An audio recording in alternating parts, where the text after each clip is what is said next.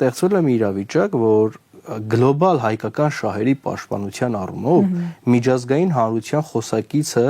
բացառապես Հայաստանի իշխանությունները չեն եւ հաճախ եկեղեցին հայկական իրավունքների պաշտպանության գործում շատ ավելի է ներգրավում աշխատանքներում միջազգային իշխանություն որպես ինստիտուցիոնալ կառույց, որպես ինստիտուցիոնալ հիշողություն կրող կառույց եւ որպես մի կառույց, որի լեգիտիմությունը քրիստոնեական աշխարհում անվիճարկելի է եւ ընդունված է ամենաբարձր մակարդակով։ Օրեր առաջ